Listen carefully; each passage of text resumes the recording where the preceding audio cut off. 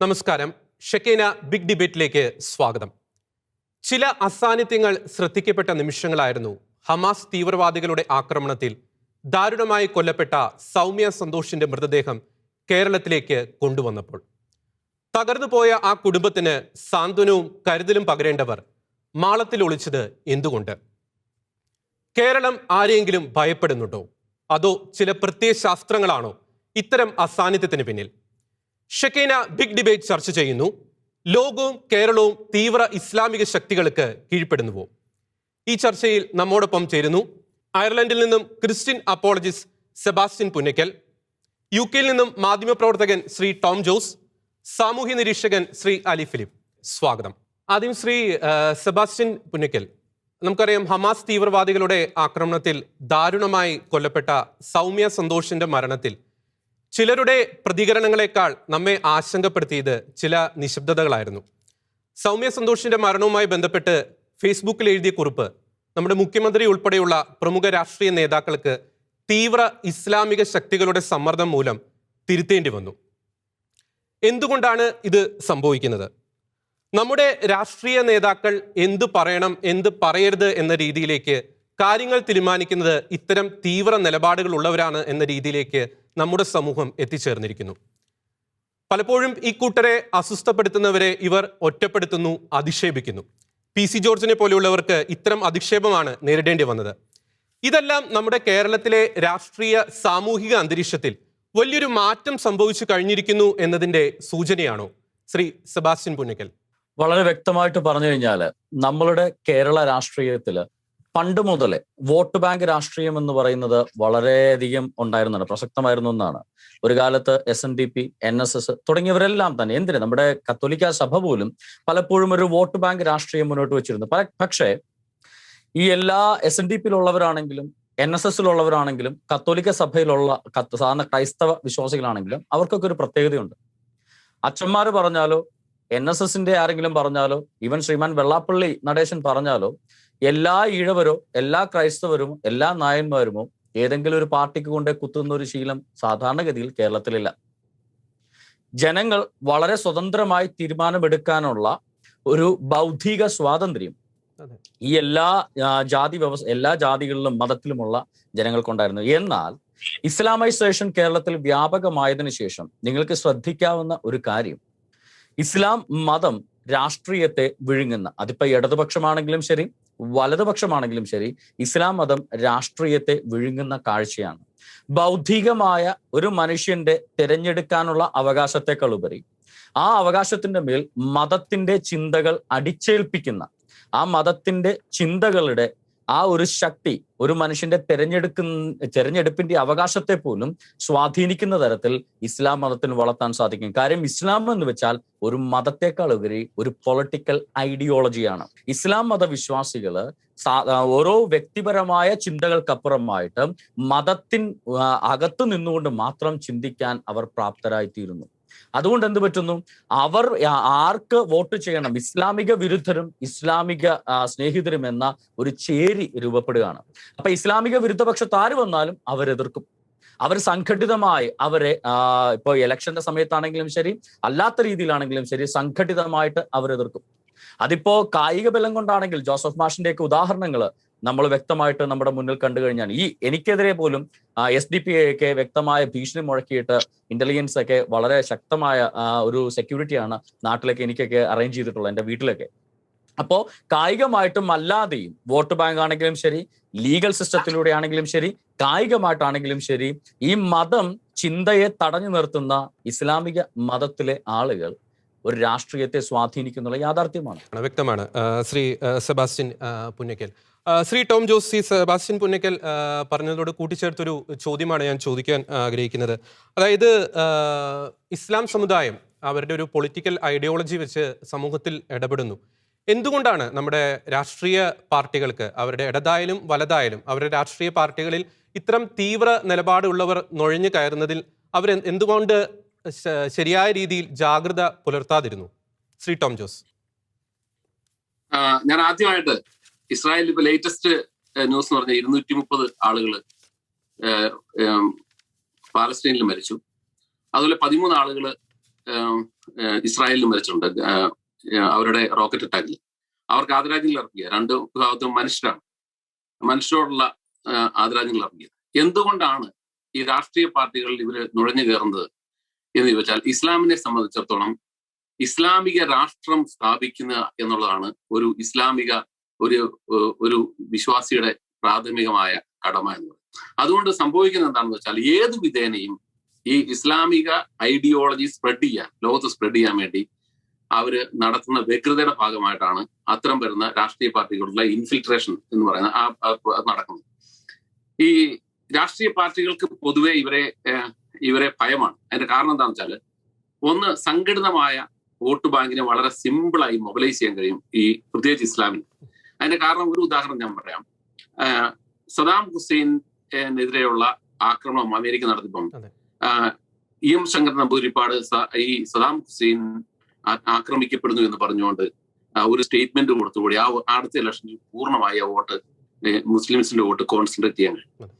അതുപോലെ ഈ ഇവിടുത്തെ കോൺഗ്രസ് ആണെങ്കിലും ഇവിടുത്തെ എല്ലാ രാഷ്ട്രീയ പാർട്ടികളാണെങ്കിലും അവർക്ക് അനുകൂലമായി എന്തെങ്കിലും പറയുകയോ എന്തെങ്കിലും പ്രവർത്തിക്കുകയോ ചെയ്താൽ, അവരുടെ ആ ഇസ്ലാം എന്ന് പറയുന്ന ആ കോൺഗ്രിഗേഷൻ അനുകൂലമായി എന്തെങ്കിലും പറയുകയോ ചെയ്താൽ പെട്ടെന്ന് തന്നെ അവരെ കോൺസെൻട്രേറ്റ് ചെയ്യാൻ കഴിയും.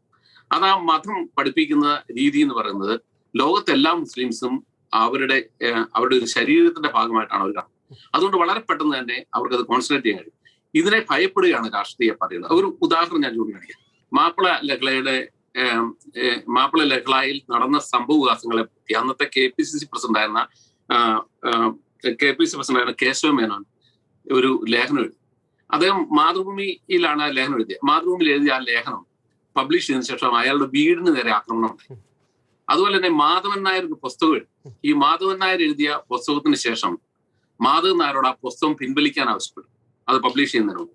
അപ്പം തീർച്ചയായിട്ടും ഇവിടെ ഈ പറയുന്ന രാഷ്ട്രീയ പ്രസ്ഥാനങ്ങളോടാണെങ്കിലും എഴുത്തുകാരോടാണെങ്കിലും എല്ലാം സംഘടിതമായി അവർക്ക് അവരുടെ ശക്തി പ്രയോഗിക്കാനുള്ള ഒരു ശേഷി അവർക്കുള്ളത് കൊണ്ട്, അവരുടെ സംഘാടകത്വം ഉള്ളതുകൊണ്ട് ഇവിടുത്തെ രാഷ്ട്രീയ പാർട്ടികളും അതുപോലെ തന്നെ ഇവിടുത്തെ മതങ്ങളും ഇവിടുത്തെ മാധ്യമങ്ങളും അവരെ ഭയപ്പെടുന്നു എന്നുള്ളതാണ് വസ്തുത എന്ന് പറയുന്നത്. നമ്മൾ തന്നെ ഒന്ന് ചിന്തിച്ചു നോക്കുക. കേരളത്തിൽ ജോസഫ് മാസ്റ്ററുടെ കൈ വെട്ടിയതിനു ശേഷം എത്രയോ കാലങ്ങൾക്ക് ശേഷമാണ് ഇസ്ലാമിനെ വിമർശിക്കാനുള്ള ഒരു സ്പേസ് പോലും രൂപപ്പെട്ടു വന്നുകൊണ്ടിരിക്കുന്നു ആലോചിച്ച് നോക്കുക. ഇതിനു മുമ്പ് ഇത്തരം ഒരു വിമർശനം നടത്തിയിരുന്നെങ്കിൽ അവരുടെ അവസ്ഥ എന്തായിരിക്കും എന്നൊന്ന് നമ്മൾ ചിന്തിച്ചു നോക്കിയാൽ മതി. ഇസ്ലാമിനെ വിമർശിച്ചിട്ടുള്ള ഒരു കാർട്ടൂൺ വരച്ചിട്ടുള്ള എത്രയോ ആളുകൾ ഇന്ന് ഫത്വ പേടിച്ച് വീടിനകത്ത് പോലീസ് സെക്യൂരിറ്റിയിൽ എത്രയോ രാജ്യങ്ങളിൽ കഴിഞ്ഞുകൂടുന്നു അറിയാം. അപ്പൊ അതുകൊണ്ട് തന്നെ ഈ രാഷ്ട്രീയ പാർട്ടികൾക്ക് പൊതുവെ ഇവരെ ഭയമാണ്. ഇവര് ഇതിൻ്റെ അകത്ത് കയറി ഈ രാഷ്ട്രീയ പാർട്ടികളിലോട് കടന്നു കയറി ഇവര് നടന്ന കൊലപാതകങ്ങളായിരിക്കും ഇനി ഫ്യൂച്ചറിൽ കേരളത്തിൽ കാണാൻ പോകുന്നത്. അവരുടെ അടിസ്ഥാന കാഴ്ചപ്പാടെന്ന് പറയുന്നത് ഇസ്ലാമൈസേഷൻ എങ്ങനെ ലോകത്ത് നടപ്പിലാക്കാം എന്നുള്ളതിനെ സംബന്ധിച്ചാണ്. ഞാൻ ഒരു ഉദാഹരണം പറയാം. ഇപ്പൊ ഈ ഹമാസ് എന്ന് പറയുന്ന പ്രസ്ഥാനം തന്നെ യഥാർത്ഥത്തിൽ എങ്ങനെയാണ് രൂപപ്പെട്ടതെന്ന് നമ്മൾ അതിന്റെ ചരിത്രം അന്വേഷിച്ചു കഴിഞ്ഞാൽ 1928 ഈജിപ്തിലെ ഉണ്ടായ ബ്രദർഹുഡ് എന്ന് പറയുന്ന ഓർഗനൈസേഷനാണ് ഇതിന്റെ ഈ ലോകത്തുള്ള മുഴുവൻ ടെററിസ്റ്റ് ഓർഗനൈസേഷന്റെയും മാതൃസംഘടന. അതിന്റെ മാതൃസംഘടന എന്ന് പറയുന്ന ഈ ബ്രദർഹുഡ് എന്ന് പറയുന്ന ഓർഗനൈസേഷൻ ഇന്നത്തെ അൽഖ്വയ്ദ മുതൽ ഇന്നത്തെ അൽഖ്വയ്ദയുടെ നേതാവ് വരെ ഈ ബ്രദർഹുഡിൽ പ്രവർത്തിച്ചുകൊണ്ടിരുന്ന ആളാണ്. അപ്പം ഈ ബ്രദർഹുഡ് എന്ന് പറയുന്ന ഓർഗനൈസേഷനാണ് ഈ പറഞ്ഞ എല്ലാ ടെററിസ്റ്റ് ഓർഗനൈസേഷന്റെയും പുറകിലുള്ളത്. അവരുടെ ഈ പ്രവർത്തന രീതി എന്ന് പറയുന്നത് അവർ ആതുര സേവനം, ഹോസ്പിറ്റൽസ്, അതുപോലെ തന്നെ മറ്റ് കഷ്ടത അനുഭവിക്കുന്ന മനുഷ്യരെ സഹായിക്കുക, അങ്ങനെയുള്ള ഈ പറയുന്ന ആതുര സേവനങ്ങള്, അതുപോലെ തന്നെ സ്കൂളുകൾ സ്ഥാപിക്കുക, കോളേജുകൾ സ്ഥാപിക്കുക, അങ്ങനെ ഉള്ള ആതുര സേവനങ്ങളിലൂടെയാണ് അവർ ജനങ്ങളിൽ എത്തിച്ചേരുന്നത്. പക്ഷെ അവരുടെ ഫണ്ടമെന്റൽ ആയിട്ടുള്ള പ്രിൻസിപ്പിൾ എന്ന് പറയുന്നത് ലോകത്ത് മുഴുവൻ ഇസ്ലാമിക രാജ്യം സ്ഥാപിക്കുക, അതായത് ഇസ്ലാമിക് രാജ്യം സ്ഥാപിക്കുക എന്ന് മാത്രമല്ല ആ ഇസ്ലാമിക രാജ്യത്തിനെതിരായി നിൽക്കുന്ന ഘടകങ്ങളെ മുഴുവൻ തകർക്കുക എന്നുള്ളതാണ് അവരുടെ പ്രിൻസിപ്പിൾ എന്ന് പറയുന്നത്. ഈ ബ്രദർഹുഡിന്റെ പ്രിൻസിപ്പിൾ എന്ന് പറയുന്നത് ഈ ബ്രദർഹുഡാണ് ഈ പറഞ്ഞ പാലസ്തീൻ ഓർഗനൈസേഷന്റെ മുൻപുള്ള മുഖം എന്ന് പറയുന്നത്. പാലസ്തീൻ ഓർഗനൈസേഷൻ പിരിഞ്ഞാണ് ഈ ഹമാസ് തുടങ്ങിയിരിക്കുന്നത്.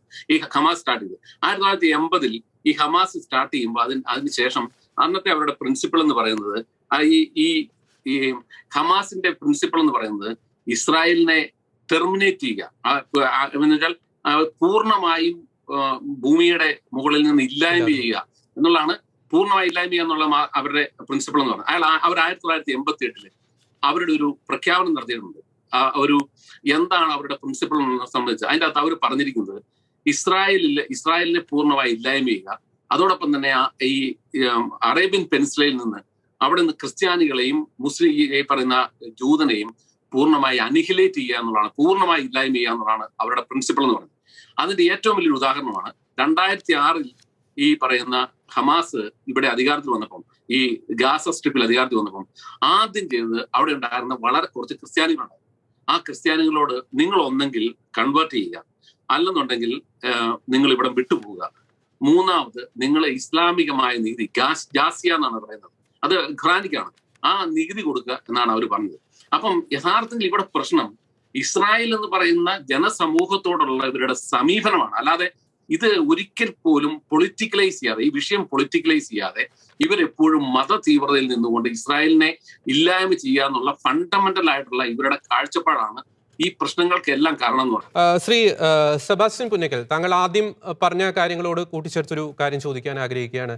നമ്മുടെ കേരള സമൂഹത്തിൽ ഇത്തരത്തിലൊരു മാറ്റം കാണപ്പെടാൻ തുടങ്ങിയിട്ട് അധികം നാളുകളായില്ല. എന്തുകൊണ്ടാണ് ഈ ഒരു അടുത്ത നാളുകളിലായി ഇത്ര തീവ്ര ഇസ്ലാമിക ശക്തികളുടെ സ്വാധീനം കേരള സമൂഹത്തിലും കേരള രാഷ്ട്രീയത്തിലും ശക്തി പ്രാപിക്കുന്നത്? ശ്രീ സെബാസ്റ്റ്യൻ പുന്നക്കൽ. നമ്മൾ കേരള മുസ്ലിം സമൂഹത്തിൽ, ഇസ്ലാം സമൂഹത്തിൽ തന്നെ വളരെ വ്യക്തമായ ഒരു മാറ്റം ഈ കഴിഞ്ഞ ഒരു 2 ദശാബ്ദങ്ങളായിട്ട് നടക്കുന്നുണ്ട്.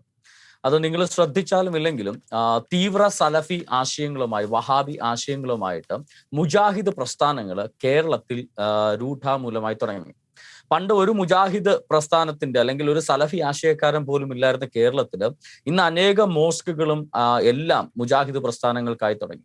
എം അക്ബർ, മുജാഹിദ് ബാലുശ്ശേരി തുടങ്ങിയ മുജാഹിദ് പ്രഭാഷകന്മാര് മറ്റു മതങ്ങളെ നിന്ദിച്ചുകൊണ്ട്, നിങ്ങൾ ഒരിക്കലും ഒരു സുന്നി പണ്ഡിതനെ കണ്ടിട്ടുണ്ടാവില്ല ഇപ്പൊ ക്രൈസ്തവ മതത്തെ നിന്ദിക്കുന്നതോ ബൈബിളിനെ നിന്ദിച്ചുകൊണ്ടോ ഒരു പ്രസംഗമായിട്ട് നിങ്ങൾ ഒരിക്കലും ഒരു സുന്നി പണ്ഡിതനെ കാണാറില്ല. നമ്മൾ കാണുന്നത് കൂടുതലും ഈ മുജാഹിദ് പ്രസ്ഥാനക്കാരെയാണ്. അതിന്റെ കാരണം മുജാഹിദ് പ്രസ്ഥാനം എന്ന് പറയുന്നത് വളരെ ശക്തമായിട്ട് റാഡിക്കൽ ആശയങ്ങളെ, അതായത് മുഹമ്മദിന്റെ പഠനങ്ങളെ യഥാർത്ഥത്തിൽ വാച്യാർത്ഥത്തിൽ തന്നെ ഈ ഭൂമിയിൽ ഇന്ന് നടപ്പിലാക്കണം എന്ന് ആഗ്രഹിക്കുന്നവരാണ് മുജാഹിദ് പ്രസ്ഥാനങ്ങൾ. അതായത് അള്ളാഹുവിന്റെ രാജ്യം, അള്ളാഹുവിന്റെ ഉമ്മത്ത്, ഈ ഖലീഫേറ്റ് ഈ പറയുന്ന ഭൂമിയിൽ ഉണ്ടാവണം. അതുകൊണ്ടല്ലേ നമുക്ക് എല്ലാവർക്കും അറിയാം, നമ്മുടെ എം അക്ബറിന്റെ സ്കൂള്, പീസ് സ്കൂള്, ഈ പീസ് സ്കൂളിൽ നിന്ന് എത്ര പേരാണ്, ഏകദേശം 6ഓളം എം അക്ബറിന്റെ സ്റ്റാഫ് ISIS ചേർന്നതായിട്ട് നമുക്കറിയാം.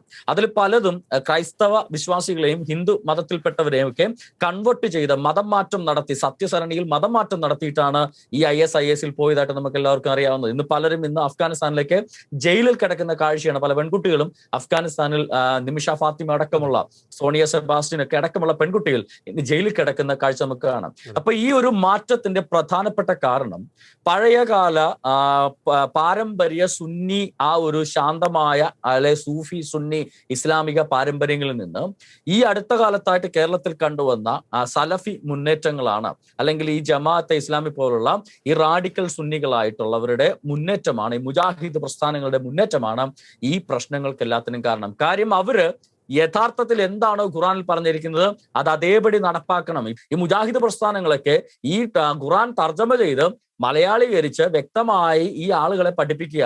അപ്പൊ ഇത് വായിക്കുന്ന ഒരാള് എന്താണ് ചിന്തിക്കുന്നത്? ഖുറാൻ അള്ളാഹുവിന്റെ പുസ്തകം, മുഹമ്മദ് പ്രവാചകൻ, ആ മുഹമ്മദ് അള്ളാഹുവിന്റെ ഗ്രന്ഥത്തിൽ നിന്ന് പറയുകയാണ്, നിങ്ങളുടെ സത്യവിശ്വാസികളെ നിങ്ങളുടെ അയൽക്കാരായ സത്യനിഷേധികൾ എന്ന് വെച്ചാൽ മുഹമ്മദിനെ നിഷേധിക്കുന്നവര്, മുഹമ്മദിനെ പ്രവാചകനായിട്ട് കാണാത്തവര്, അള്ളാഹുവിനെ ദൈവമായിട്ട് കാണാത്തവർ, അതായത് ഇന്ത്യയിലെ അമുസ്ലിങ്ങളായിട്ടുള്ള എല്ലാവരും നിങ്ങളുടെ അയൽക്കാരായ സത്യനിഷേധികളോട് നിങ്ങൾ യുദ്ധം ചെയ്യുക. ഇത് ഒരു മുജാഹിദ് പണ്ഡിതൻ, ഒരു സാധാരണ ഇതൊന്നും അറിയാത്തൊരു മുസ്ലിമിനെ പറഞ്ഞ് പഠിപ്പിക്കുക, ഇതാണ് അള്ളാഹു പറഞ്ഞേക്കുന്നത്. ഇത് കേട്ടിട്ട് പുറത്തേക്ക് വരുന്ന ഒരാൾ തീവ്രവാദി ആയില്ലെങ്കിലേ അത്ഭുതമുള്ളൂ. ശ്രീ ടോം ജോസ്, അങ്ങയോടാണ്. ഈ തീവ്ര ഇസ്ലാമിക നിലപാടുള്ളവർ കേരള സമൂഹത്തിന്റെ സമസ്ത മേഖലയിലും പിടിമുറുക്കിയിരിക്കുന്നു. അതിൽ അദ്ദേഹം പറഞ്ഞൊരു മാധ്യമങ്ങളുടെ കാര്യം അദ്ദേഹം പറഞ്ഞു. താങ്കളൊരു മാധ്യമ പ്രവർത്തകനാണ്. പലപ്പോഴും ഒരു ഉദാഹരണം എടുത്താൽ, ഇസ്രായേൽ പാലസ്തീൻ സംഘർഷം തന്നെ എടുത്താൽ, പലപ്പോഴും സെലക്റ്റീവായിട്ട് അല്ലെങ്കിൽ വാർത്തകൾ സത്യത്തെ വളച്ചൊടിക്കുന്ന രീതിയിലാണ് മുഖ്യധാര മാധ്യമങ്ങൾ പലപ്പോഴും കേരള സമൂഹത്തിലേക്ക് അവിടെ നിന്നുള്ള വാർത്തകൾ എത്തിക്കുന്നത്. എന്തുകൊണ്ടാണ് നമ്മുടെ കേരളത്തിലെ മുഖ്യധാര മാധ്യമങ്ങൾ പലപ്പോഴും സെലക്റ്റീവായി അവരുടെ അജണ്ട രൂപപ്പെടുത്തുന്നത്? ശ്രീ ടോം ജോസ്. ഈ പോഗ്രോം എന്ന് പറഞ്ഞൊരു ഇംഗ്ലീഷ് വാക്കുണ്ട്. ഇംഗ്ലീഷ് വാക്ക് ഡിക്ഷണറിയിൽ കിട്ടിയതിന്റെ കാരണം എന്ന് പറയുന്നത്, ഡിക്ഷണറിയിൽ കൂട്ടിച്ചേർന്നതിന്റെ കാരണം എന്ന് പറയുന്നത്, യഹൂദനെതിരെ നടന്ന കൂട്ടക്കൊലകളെ സൂചിപ്പിക്കാനാണ്. മാസ് ഡിസ്ട്രാക്ഷൻ അതായത് ജൂയിഷ് എതിരായിട്ട് നടന്ന മാസ് ഡിസ്ട്രാക്ഷനെ സൂചിപ്പിക്കുന്ന വാക്കാണ് ഈ പോഗ്രോം എന്ന വാക്ക്. അത്രയേറെ ഭീകരമായ ക്രൂരതകൾ അനുഭവിച്ചിട്ടുള്ള ജനവിഭാഗങ്ങളാണ് ഈ പറയുന്ന ജൂയിഷ് എന്ന് പറയുന്നത്. അവരെ എന്തുകൊണ്ടാണ് അവരുടെ വാർത്തകൾ കേരളം പോലുള്ള ഒരു സംസ്ഥാനം, ഇന്റർനാഷണൽ മീഡിയ പലപ്പോഴും സത്യസന്ധമായി റിപ്പോർട്ട് ചെയ്യുന്നുണ്ട്, പക്ഷേ ഈ പറയുന്ന കേരളം പോലെയുള്ള സ്ഥലത്ത് വരാത്തതെന്ന് ചോദിച്ചാൽ, അല്ലെ കേരളത്തിലെ ജനങ്ങൾ അറിയാത്തതെന്ന് ചോദിച്ചാൽ, കേരളത്തിലെ പൊളിറ്റിക്കൽ സിസ്റ്റം എങ്ങനെ നിൽക്കുന്നു എന്ന് ആദ്യം നമ്മൾ മനസ്സിലാക്കണം. മീഡിയയെ മാത്രം നമ്മൾ കുറ്റം പറഞ്ഞല്ല, ഒരു പൊളിറ്റിക്കൽ സിസ്റ്റം എന്ന് പറയുന്ന ഒരു സൊസൈറ്റിയുടെ ഏറ്റവും നട്ടലായിട്ടുള്ള സംവിധാനമാണ്. ആ നട്ടലായിട്ടുള്ള സംവിധാനം എങ്ങനെ നിൽക്കുന്നു, ഇവിടുത്തെ ഇടതുപക്ഷവും ഇവിടുത്തെ വലതുപക്ഷവും ഇത്തരം കാര്യങ്ങളോട് എന്ത് സമീപനമാണുള്ളത്. ഈ ഹമാസ് എന്ന് പറയുന്നത് തീവ്രവാദി സംഘടനയായിട്ട് ലോകത്തെ 15ഓളം രാജ്യങ്ങൾ റെക്കഗ്നൈസ് ചെയ്തിട്ടുള്ളതാണ്. ഇന്ത്യ റെക്കഗ്നൈസ് ചെയ്തിട്ടില്ലെന്നുള്ള ശരിയാണ്. പക്ഷേ ആ തീവ്രവാദി സംഘടനയാണെന്നും അത് ജനവാസ കേന്ദ്രങ്ങളിലേക്ക് ഷെല്ല് വിട്ടതിന്റെ അടിസ്ഥാനത്തിലാണ് സൗമ്യ എന്ന് പറഞ്ഞ കീരത്തോടുകാരി പെൺകുട്ടി എന്റെ നാട്ടുകാരി മരിച്ചതെന്ന് പറയാനുള്ള ഒരു ചങ്കൂറ്റം പോലും കാണിക്കാൻ ഇവിടുത്തെ മീഡിയ തയ്യാറാകത്ത്. ഇവിടുത്തെ പൊളിറ്റിക്കൽ സിസ്റ്റം ആ തരത്തിൽ നിൽക്കുന്നു. അപ്പൊ ആ പൊളിറ്റിക്കൽ സിസ്റ്റം നിൽക്കുന്നതിന്റെ കാരണം എന്താ? അവരെ കൺട്രോൾ ചെയ്യാൻ കഴിയുന്ന സംഘടിത ശക്തിയായി ഇസ്ലാമിസ്റ്റുകൾ കേരളത്തിൽ ഉണ്ട് എന്നുള്ളതുകൊണ്ടാണ്. അതുകൊണ്ട് ആ ഇസ്ലാമിസ്റ്റുകളുടെ ആ സംഘടിത ശക്തിയാണ് യഥാർത്ഥത്തിൽ മീഡിയയും ഇതുപോലെ ഹൈജാക്ക് ചെയ്യപ്പെട്ടുള്ളതിന്റെ കാരണം എന്ന് പറയുന്നത്. അവരുടെ സാമ്പത്തികവും സംവിധാനങ്ങളും എല്ലാം. അല്ലാതെ മീഡിയ മാത്രം നമ്മൾ കുറ്റം പറഞ്ഞിട്ട് കാര്യമില്ല. അപ്പൊ അതുകൊണ്ട് ആ ഒരു രാഷ്ട്രീയ സംവിധാനം മാറാതെ അവിടെ ഒരു ജനാധിപത്യവും അത് തന്നെ മതേതരത്വവും അതിന്റെ ശരിയായ അർത്ഥത്തിൽ ഫങ്ഷൻ ചെയ്യാതെ ഒരു കാരണവശാലും ഈ മീഡിയ ആ തരത്തിൽ മാറുകയില്ല. കാരണം മീഡിയ എപ്പോഴും ഈ തരത്തിൽ മാത്രമാണ് പ്രചരണം സംഘടിപ്പിക്കുള്ളൂ. നിങ്ങളൊരു കാര്യം മനസ്സിലായി, ഇടതുപക്ഷക്കാരായിട്ടുള്ള കേരളത്തിലെ രാഷ്ട്രീയക്കാരോട് ഒരു കാര്യം എനിക്ക് പറയാനുള്ളത്, ഹമാസിന്റെ പ്രിൻസിപ്പിൾ തന്നെ പറയുന്നത് ഈ ജൂതന ഇടതുപക്ഷ, അതായത് കമ്മ്യൂണിസ്റ്റുകാരെ ഹൈജാക്ക് ചെയ്തിട്ടുണ്ട്. അവർ UN കൺട്രോൾ ചെയ്യുന്നു, അവര് നാളെ ലോകം മുഴുവൻ കൺട്രോൾ ചെയ്യും. അതുകൊണ്ട് ഇവരെ ഇല്ലായ്മ ചെയ്യണമെന്നാണ്. അപ്പൊ കമ്മ്യൂണിസ്റ്റുകാരായിട്ടുള്ള ആളുകൾ മനസ്സിലാക്കേണ്ട കാര്യം, നിങ്ങളുടെ ഒന്നാമത്തെ ശത്രുവാണ് ഈ പറയുന്ന തീവ്രവാദികൾ എന്ന് പറയുന്നത്. അപ്പൊ അത് മനസ്സിലാക്കാതെ അവര് ഇപ്പോഴും 4 വോട്ടിന് വേണ്ടി അത്തരത്തിലുള്ള സ്റ്റാൻഡ് സ്വീകരിക്കുകയാണ് ചെയ്യുന്നത്. അതിന്റെ ഒരു പ്രതിഫലനമാണ് നമുക്ക് മീഡിയയിലും കാണാൻ പറ്റുന്നത്. അല്ലാതെ മീഡിയയ്ക്ക് തനിമയെ തനതായിട്ടുള്ള ഒരു എക്സിസ്റ്റൻസ് ഉണ്ടാക്കാൻ ഒരു സമൂഹത്തിൽ കഴിയത്തില്ല. കാരണം സമൂഹത്തിന്റെ ഒരു ചാലക ശക്തിയായി നിൽക്കുന്ന ഘടകങ്ങളാണ് ഈ പറയുന്ന മീഡിയയും സ്വാധീനിക്കുന്നത്. അതുകൊണ്ട് നമ്മുടെ സമൂഹം യഥാർത്ഥത്തിൽ ഈ ഇസ്ലാമിക ശക്തികളുടെ അല്ലെങ്കിൽ ഇസ്ലാമിക ഫെനാറ്റിസ്റ്റുകളുടെ സ്വാധീനത്തിൽ നിന്ന് നമ്മൾ മോചിപ്പിക്കാതെ നമുക്ക് ഈ പറയുന്ന മീഡിയയെ മാത്രമായിട്ട് മോചിപ്പിക്കാൻ കഴിയില്ല. കാരണം ഇവരുടെ അടിസ്ഥാന കാഴ്ചപ്പാടെന്ന് പറയുന്നത് ഇവർ ഒരിക്കലും ഇസ്ലാം ഒരു തരത്തിലും ഒരു പൊളിറ്റിക്കൽ ടേബിളിലേക്ക് വരില്ല, ഒരു ജനാധിപത്യത്തിന്റെ ക്രമത്തിലേക്ക് അവർ വരികയില്ല. അതിന്റെ കാരണം ഒരു ഫണ്ടമെന്റൽ ആയിട്ടുള്ള ഒരു മുസ്ലിമിനെ സംബന്ധിച്ചിടത്തോളം അവർ ജനാധിപത്യ സമൂഹത്തിൽ ജീവിക്കുക എന്ന് പറയുന്നത് അറിയോ, round specs in the square hole എന്ന് പറയാം. അതായത് ഈ ചതുരത്തിൽ ഇരിക്കുന്ന സ്ഥലത്ത് നമ്മൾ ഒരു റൗണ്ടിലുള്ള ആണി അടിച്ചു കയറ്റി അങ്ങനെ ഒരിക്കലും അത് യോജിക്കാൻ പറ്റത്തില്ല.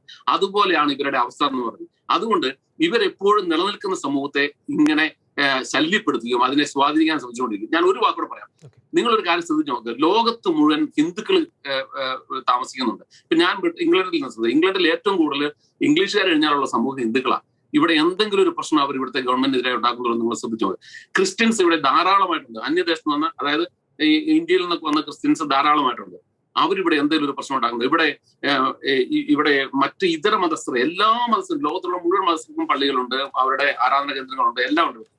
അവരാരും ഈ രാഷ്ട്രത്തിനെതിരായി പ്രവർത്തിക്കുന്നില്ല. അത് ലോകം മുഴുവനുണ്ട്. പക്ഷേ മുസ്ലിംസ് എവിടെയൊക്കെ ഉണ്ടോ അവിടെയെല്ലാം ജനാധിപത്യ രാഷ്ട്രങ്ങളിൽ നിൽക്കുന്ന ജനാധിപത്യ ക്രമങ്ങളെ തച്ചുടയ്ക്കാനും അതിനെ തകർക്കാനും അവർ എപ്പോഴും ശ്രമിച്ചുകൊണ്ടിരിക്കുന്നത്. അതിന്റെ കാരണം എന്താ വെച്ചാൽ അവർക്ക് ഈ പറഞ്ഞ ശരിയ ലോയുടെ അടിസ്ഥാനത്തിലുള്ള ഒരു രാഷ്ട്രക്രമത്തിൽ നിലയിലേക്ക് എത്താനാണ് അവർ ശ്രമിച്ചുകൊണ്ടിരിക്കുന്നത്. ഈ അസഹിഷ്ണുത അവരെല്ലാ സ്ഥലത്തും പ്രകടിപ്പിക്കുന്നു. അതിന്റെ സംഘടിത രൂപമായ രാഷ്ട്രീയ പ്രസ്ഥാനത്തിലും അവർ ആ തരത്തിൽ സ്വാധീനം ചെലുത്തുന്നു. അതിന്റെ ഭാഗമായി മീഡിയയിൽ ഒരു സ്വാധീനം ചെലുത്തുന്നു മാത്രമേ എനിക്ക് ആ കാര്യത്തിൽ കാഴ്ചപ്പാടുള്ളൂ. അപ്പൊ സമൂഹം ഇത് തിരിച്ചറിയുക, ഈ ജനാധിപത്യ പ്രോസസ്സിലേക്ക് കുറച്ചുകൂടെ മുമ്പോട്ട് കൊണ്ടുപോകാൻ ഉള്ള ഒരു രാഷ്ട്രീയമായ പ്രഷർ സമൂഹത്തിൽ രൂപപ്പെടുത്തുന്നതിൽ സ്വതന്ത്രമായി ചിന്തിക്കുന്നവർക്ക് കഴിയണം. അങ്ങനെ കഴിഞ്ഞെങ്കിൽ മാത്രമേ നമുക്ക് മീഡിയയും ഈ സ്വാധീനത്തിൽ നിന്ന് മോചിപ്പിക്കാൻ കഴിയുള്ളൂ. അല്ലാതെ മീഡിയ മാത്രം നമ്മൾ കുറ്റം പറഞ്ഞ കാര്യമെന്നാണ് എന്റെ അഭിപ്രായം. തീർച്ചയായിട്ടും ശ്രീ ടോം ജോസ്, രാഷ്ട്രീയ മണ്ഡലത്തിൽ തീവ്ര ഇസ്ലാമിക നിലപാടുള്ളവരുടെ അതിഭയാനകമായ ഒരു സ്വാധീനത്തെ പറ്റിയാണ് ശ്രീ ടോം ജോസ് സംസാരിച്ചത്. ശ്രീ അലി ഫിലിപ്പ്, പലപ്പോഴും നാം കേൾക്കുന്ന ഒരു ആക്ഷേപമാണ് കേരളം തീവ്രവാദികളുടെ ഹബ്ബല്ല, കേന്ദ്രം തന്നെയാണെന്നുള്ളത്. നമുക്കറിയാം സിറിയ അല്ലെങ്കിൽ ഇറാഖ്, ആഫ്രിക്ക ഇവിടങ്ങളിൽ സമാനമായി കേരളത്തിൽ ഇപ്പോൾ ബോംബ് പൊട്ടുന്നില്ല, ബോംബ് പൊട്ടാറായിട്ടില്ല. കാരണം തീവ്ര മുസ്ലിം ശക്തികളുടെ സുരക്ഷിത സ്ഥാനത്തെ അവർ അപകടപ്പെടുത്താൻ ആഗ്രഹിക്കുന്നില്ല. ഇത്തരം ആക്ഷേപങ്ങളിൽ എന്തെങ്കിലും വസ്തുതയുണ്ടോ? ശ്രീ അലി ഫിലിപ്പ്. കേരളം വിട്ട് മറ്റുള്ള ഒരു സ്ഥലത്ത് ഇസ്ലാമിന്റെ അത്രമാത്രം പ്രവർത്തനം നടക്കുന്നില്ല എന്നുള്ള കാര്യം സത്യമാണ്.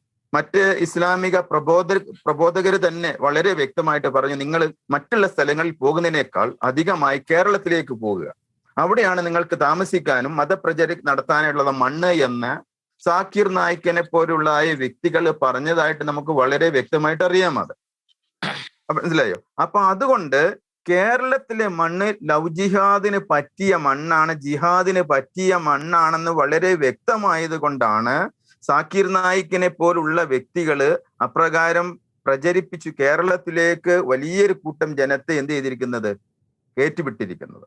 അതിനാവശ്യമായ പണം അവരുടെ കയ്യിലുണ്ട്. കള്ളപ്പണമായിട്ട് നമുക്കറിയാം. കുറച്ച് വർഷങ്ങൾക്ക് മുമ്പ് തന്നെ 2 കണ്ടെയ്നർ നോട്ടാണ്, കള്ളനോട്ടാണ് ഇന്ത്യയിൽ വന്നത് എന്ന് നമുക്ക്, പ്രത്യേകിച്ച് കേരളത്തിൽ.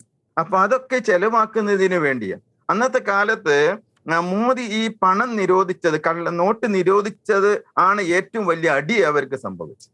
നമുക്ക് കുറച്ച് കാര്യങ്ങളൊക്കെ സംഭവിച്ചു, നമുക്ക് വേദനയും പ്രയാസങ്ങളൊക്കെ അതിനുള്ള ബന്ധത്തിൽ ഉണ്ടായിട്ടുണ്ട്. എന്നാൽ ഏറ്റവും അടി സംഭവിച്ചത് അവർക്കായിരുന്നു. അപ്പോൾ ഇന്ന് കേരളത്തിൽ ഏറ്റവും മണ്ണിൽ ലവ് ജിഹാദിനും വേണ്ടിയുള്ളത് കേരളം തന്നെയാണെന്നുള്ള കാര്യത്തിൽ യാതൊരു സംശയമില്ല. അതിലെ 2 ഇടതും വലതും അവർക്ക് സപ്പോർട്ടാണ്, വോട്ട് ബാങ്കാണ്. അതിനുള്ള കാര്യത്തിൽ യാതൊരു സംശയവും. തീർച്ചയായിട്ടും അലി ഫിലിപ്പ്.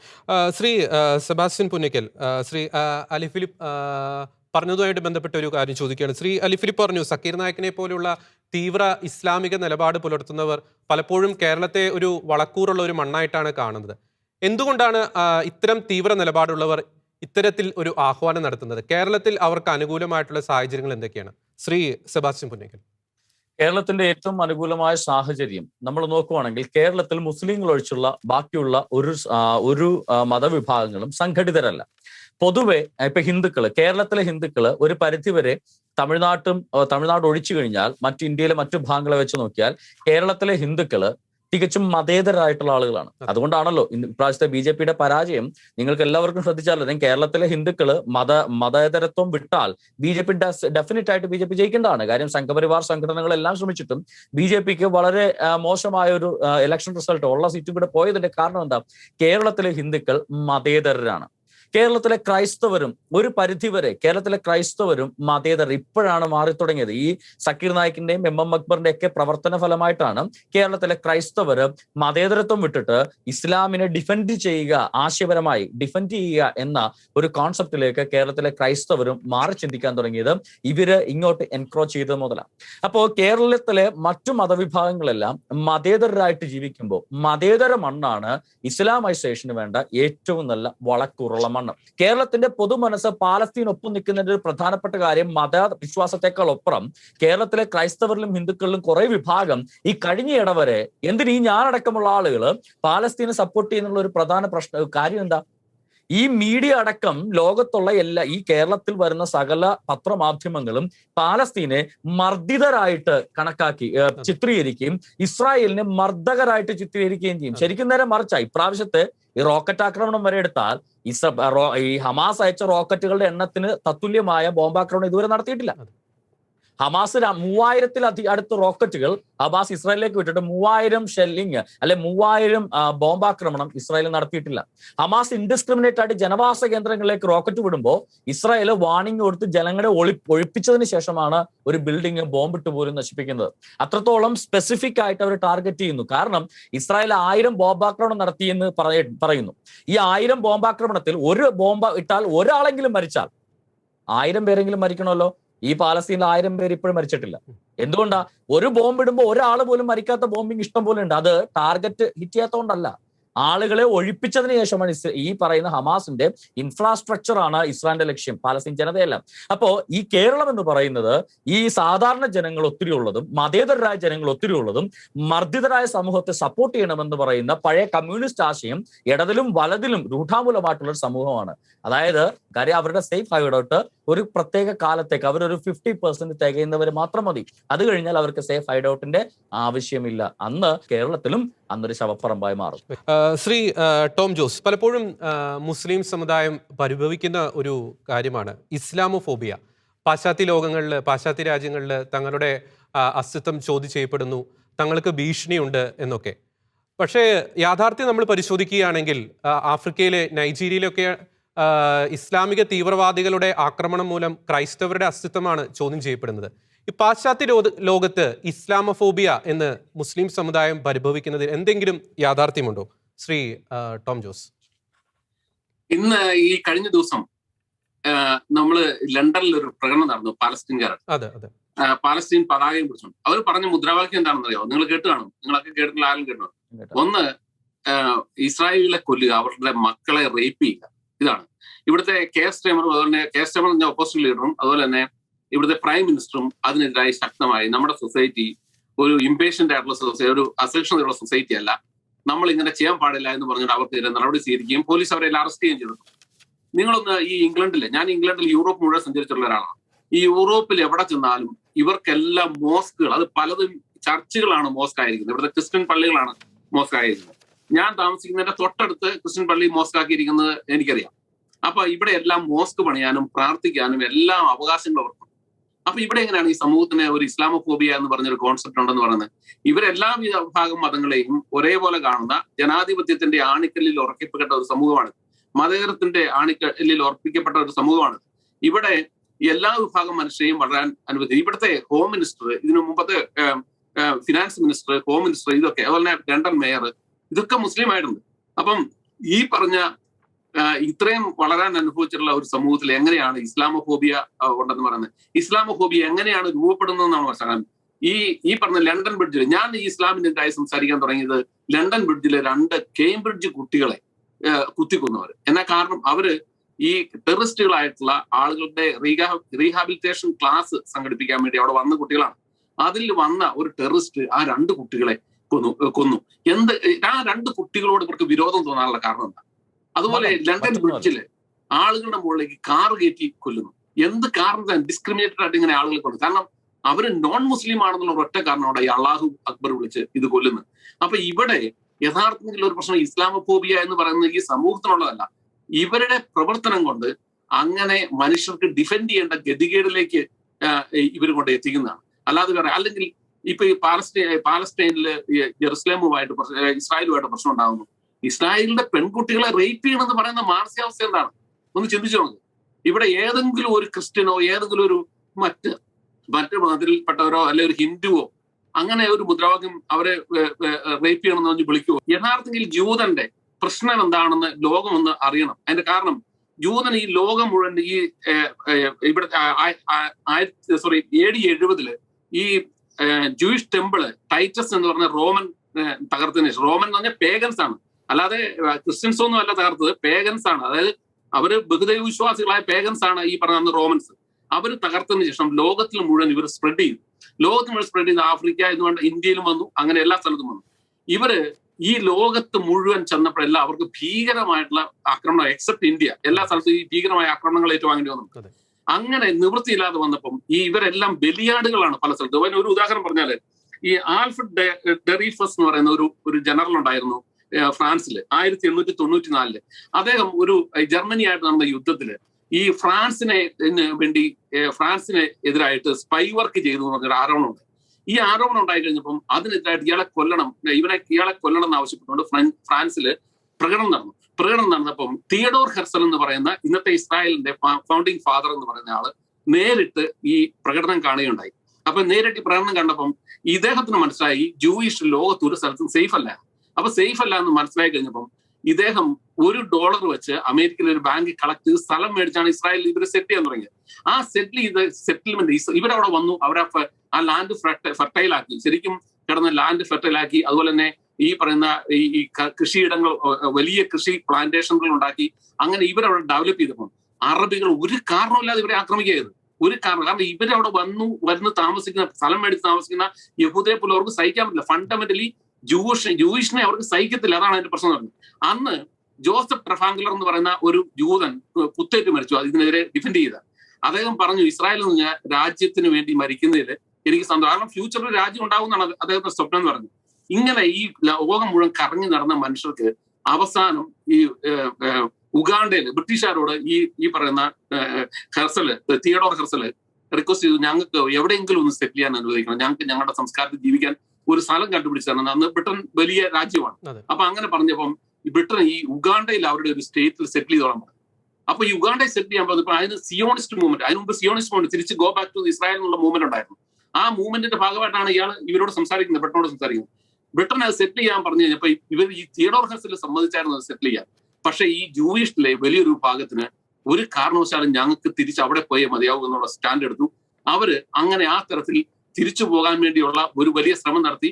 ഇവർ തന്നെയാണ് 1919 ബ്രിട്ടനെ മുൻകൈ എടുപ്പിച്ച് ഈ പറയുന്ന പാലസ്തീൻ പിടിപ്പിക്കുന്നത്. ഈ പാലസ്തീന്റെ ബാൽഫോർഡ് എന്ന് പറഞ്ഞ ഇവിടുത്തെ അന്നത്തെ ആർതർ ബാൽഫോർഡ് എന്ന് പറയുന്ന മിനിസ്റ്റർ അവർക്ക് കൊടുത്തൊരു എഗ്രിമെന്റ് ഉണ്ട്, ഡിക്ലറേഷൻ ഉണ്ട്. ആർതർ ബാൽഫോർഡ് ഡിക്ലറേഷൻ എന്ന് പറയുന്നത്. ആ ഡിക്ലറേഷൻ പറഞ്ഞ ജൂയിഷിനെ അവിടെ സെറ്റ് ചെയ്യാൻ ലോകത്തുള്ള മുഴുവൻ ജൂയിസിനും പെർസിക്യൂഷൻ അനുഭവിക്കുന്ന മുഴുവൻ ജൂയിഷിനും അവിടെ സെറ്റ് ചെയ്യാൻ അവരെ അനുവദിക്കാമെന്ന് പറഞ്ഞാണ് ബ്രിട്ടൻ ഇവരുടെ ആർമി, അതായത് ജൂയിഷ് ആർമിയെ ട്രെയിൻ ചെയ്ത് അവിടെ പിടിക്കുന്നത്. അവരുടെ പിൻബലത്തില് ജനറൽ അലൻ എന്ന് പറയുന്ന ജനറലിന്റെ നേതൃത്വത്തിൽ അവിടെ പിടിച്ചതിന് ശേഷം ബ്രിട്ടീഷുകാർ അവർക്കെതിരായി തീർന്നു. കാരണം വെച്ചാൽ ബ്രിട്ടീഷുകാർക്ക് അറബിന്റെ സമ്മർദ്ദം വന്നു. അപ്പൊ ജൂയിഷിനെ അവിടെ സെറ്റ് ചെയ്യാൻ സമ്മതിച്ചില്ല. അങ്ങനെ അവിടെ പ്രശ്നങ്ങൾ ഉണ്ടാകുകയും ഇർഗ്വാൻ എന്ന് പറഞ്ഞ ടെററിസ്റ്റ് ഓർഗനൈസേഷൻ ഉണ്ടാകും. ഈ ടെററിസ്റ്റ് ഓർഗനൈസേഷൻ ഈജിപ്തിൽ വെച്ച് പിന്നീട് ഇവരുടെ മിനിസ്റ്ററെ കൊന്നു. അങ്ങനെ വലിയ പ്രശ്നങ്ങളുണ്ടായി. അവസാനം ബ്രിട്ടന് ഇത് ഹാൻഡ് ഓവർ ചെയ്യേണ്ടി വന്നു, UN ഹാൻഡ് ഓവർ ചെയ്യേണ്ടി വന്നു. അങ്ങനെ UN ഹാൻഡ് ഓവർ ചെയ്തപ്പോഴാണ് ഈ സ്റ്റേറ്റ് പ്രഖ്യാപിക്കുന്നത്, ഈ ജൂയിഷ് സ്റ്റേറ്റ് പ്രഖ്യാപിക്കുന്നു. ഈ ജൂയിഷ് സ്റ്റേറ്റ് പ്രഖ്യാപിച്ച് അന്ന് ബോംബിട്ടു. അന്നേ ദിവസം തന്നെ ഈജിപ്ത് ഇവരുടെ നേരെ ബോംബ് ചെയ്തു. അതുപോലെ തന്നെ ഭീകരമായ കലാപം ഉണ്ടായി. ഇവർക്ക് ഇപ്പൊ ഈ പറയുന്ന ഒരു പ്രശ്നം എന്ന് പറയുന്നത് ഇവരുടെ വീടുകൾ പിടിച്ചെടുത്തു എന്നാ പറയുന്നത്. 1967 വാറില് താങ്കൾ പറയുന്നതുമായിട്ട് ബന്ധപ്പെട്ട് ഒരു കാര്യം ചോദിക്കാൻ ആഗ്രഹിക്കുകയാണ്. ഇതുപോലെ തന്നെ ഒരു പാലസ്തീൻ സ്റ്റേറ്റ് അവർക്ക് കൊടുത്തു കഴിഞ്ഞാൽ ഈ ഒരു പ്രശ്നം അവസാനിക്കുമെന്ന് നമുക്ക് കരുതാൻ സാധിക്കുമോ? ഇല്ല, പാലസ്തീന്റെ സ്റ്റേറ്റ് കൊടുക്കാൻ 1948 തന്നെ ജൂതൻ തയ്യാറായിരുന്നു. ജൂതൻ 1948 പറഞ്ഞാണ് പാലസ്തീൻ കൊടുക്കാൻ, ജെറുസലേം വിഭജിക്കാന്ന് പറഞ്ഞാണ്. ജെറുസലേം വിഭജിച്ച് രണ്ടുപേരുടെ ഹെഡ്ക്വാർട്ടേഴ്സ് ആക്കാമെന്നും UN കൺട്രോളിൽ കൊടുക്കാമെന്നും യൂതൻ 1948 മുൻപോട്ട് വെച്ച ഐഡിയ ആണ്. എന്തുകൊണ്ടായിരുന്നു അവർ ആ സമയത്ത് അത് സമ്മതിക്കാതിരുന്നത്? എന്തുകൊണ്ടായിരുന്നു അവർ സമ്മതിക്കാതിരുന്നത്? പറഞ്ഞു ജൂതനെ ആ ഭൂമിയിൽ സൂചി കുത്താനുള്ള സ്ഥലം കൊടുക്കുക എന്നുള്ള നിലപാടായിരുന്നു അന്ന് അവരുടെ നിലപാടെന്ന് പറഞ്ഞത്. അന്ന് അതിനുശേഷം ഈ പറയുന്ന ജൂതനെതിരെ അന്ന് 1942 യുദ്ധം ചെയ്തു. അതിനുശേഷം പിന്നീട് 1967 ജൂതനുമായിട്ട് വലിയ ഒരു ആർമി, അറേബ്യൻ ആർമി മുഴുവൻ കൂടി യുദ്ധം ചെയ്തു. വളരെ ചെറിയൊരു ജനസമൂഹം. അതിൻ്റെ അകത്ത് ഒരു വാക്ക് ഞാൻ പറയാം. അതായത് ഇവരെ അറേബ്യൻ ഈ പറയുന്ന സിനായ് മലയില് ഭയങ്കരമായി ഈജിപ്തിന്റെ ആർമി നിരന്നു. അതുപോലെ തന്നെ സിറിയൻ സൈഡില് സിറിയയുടെ ആർമി നിരന്നു. ജോർദാന്റെ സൈഡിൽ ജോർദാന്റെ ആർമി നിരന്നു. ഇങ്ങനെ തെരഞ്ഞപ്പോ ഈ ഇസ്രായേലിന്റെ അന്ന് സ്വാതന്ത്ര്യദിന പരേഡ് നടക്കുമ്പോഴാണ് ഈ സംഭവം ഈ ആർമി ഡിസ്പ്ലേ ചെയ്യുന്നത്. അപ്പൊ ഈ ഒരു ഗാർഡ് വന്നിട്ട് ഈ എസ്കോളിനോട്, അന്നത്തെ പ്രൈം മിനിസ്റ്റർ എസ്കോളിനോട് ചെവി പറഞ്ഞു, ഇങ്ങനെ ഭയങ്കരമായ ആർമി വിന്യാസം നടക്കുന്നുണ്ടെന്ന് പറഞ്ഞു. ഇദ്ദേഹത്തിന്റെ പുരുകം മുകളിലോട്ട് പോയിന്നാ പറഞ്ഞു. എന്ത് ചെയ്യണമെന്ന് അറിയത്തില്ല. കാരണം വെച്ച് കഴിഞ്ഞാല് ഇദ്ദേഹം നോക്കുമ്പം വലിയൊരു ആർമി വ്യൂഹമാണ്, ചുറ്റോട് ചുറ്റും. ഇദ്ദേഹത്തിന്റെ പുരുകം മുകളിലോട്ട് പോയി എന്ത് ചെയ്യണമെന്ന് അറിയില്ല. ഇയാൾ അടുത്തിരുന്ന ഇസ്ഹാഖ് റബിനെ വിളിച്ചിട്ട് പറഞ്ഞു, സംഗതി ഇത് കൈവിട്ടു പോകുന്ന ലക്ഷണമാണെന്ന്. നീ ഒരു കാര്യം ചെയ്ത്, നീ പിന്നെ ഈ നമ്മൾ യുദ്ധത്തിന് തയ്യാറാകുന്ന ലോകത്തിന് പോലും തോന്നരുത്, ആർക്കും തോന്നരുത്, എന്നാൽ നമുക്ക് ഡിഫെൻഡ് ചെയ്യുന്നു തോന്നിക്കണം. അതിനുവേണ്ടി നീ സിനായ് മലയിലേക്ക് ഒരു ഡിവിഷനെ മാത്രം അയക്കാൻ പറഞ്ഞു. കാരണം പ്രൊവോക്കേറ്റ് ചെയ്യുന്നു തോന്നരുത്, പക്ഷെ നമ്മൾ ഇത് അറിയുന്നു എന്ന് അറിയാൻ വേണ്ടി മാത്രം ഒരു ഡിവിഷനെ അയക്കാൻ പറഞ്ഞു. ഇസ്ഹാഖ് റബിന് കൃത്യമായിട്ട് അറിയാമായിരുന്നു ഇത് വാറിലേക്കാണ് പോകുന്നത്. അപ്പം ഇദ്ദേഹം നേരെ പോയി ബെൻഗുരിയനെ കണ്ടു. ബെൻഗുരിയൻ അന്ന് ജീവിച്ചിട്ടുണ്ട്. അപ്പൊ ഈ ബെൻഗുരിയനോട് പറഞ്ഞു, ഇത് യുദ്ധത്തിലേക്കാണ് പോകുന്നത്, അപ്പൊ ഇത് വലിയ പ്രശ്നമാകും, നമ്മൾ തയ്യാറായില്ലെങ്കിൽ വലിയ അപകടകരമാണ്. ബെൻഗുരിയൻ ഇദ്ദേഹത്തിന് കൊടുത്ത ഉപദേശം എന്ന് പറയുന്നത്, നീ ട്രിഗർ ചെയ്യരുത്, ട്രിഗർ ചെയ്യാൻ പോയാൽ വലിയ അപകടമാണ്, നമ്മൾ വലിയ വെട്ടിൽ പോയി വീഴും, അതുകൊണ്ട് നമ്മൾ വലിയ കെടുതിയിൽ പോയി വീഴുന്നത്. പക്ഷെ ഇയാൾക്ക് കൃത്യമായി ഈ ഇസ്ഹാഖ് റബിന് അറിയാമായിരുന്നു ഇത് നമ്മളെ ചാടി അടിച്ചില്ലെങ്കിൽ, ആക്രമിച്ചില്ലെങ്കിൽ അപകടകരമാണ്. അപ്പൊ ഇദ്ദേഹം മടുത്ത് മാനസികമായി തളർന്ന് വീട്ടിൽ വന്നിരുന്ന് സിഗരറ്റ് വലിച്ചു വന്നപ്പോഴാണ് ഇദ്ദേഹം കൊളാപ്സായി വീഴുന്നത്. അപ്പം ഇവിടെ നിന്നാണ് ശരിക്കും പറഞ്ഞാൽ ഈ ഇസ്രായേലിലെ ജനങ്ങളുടെ ഒരു വലിയ പ്രതിഷേധം രൂപപ്പെടുകയും മോശ ഡയാൻ എന്ന് പറയുന്ന ജനറൽ വരികയും ചെയ്തത്. അപ്പം അങ്ങനെയാണ് ആ യുദ്ധം അവർ ജയിക്കുന്നത്.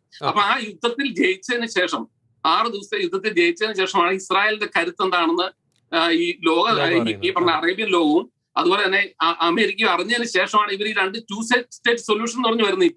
ഇപ്പൊ ഈ 2 സ്റ്റേറ്റ് സൊല്യൂഷൻ എന്ന് പറഞ്ഞു വന്നപ്പം 94 ഇങ്ങനെ ഒരു എഗ്രിമെന്റ് വന്നാണ്. ഈ 2 സ്റ്റേറ്റ് സൊല്യൂഷൻ കൊടുക്കാമെന്നൊരു ധാരണ വന്നാണ്.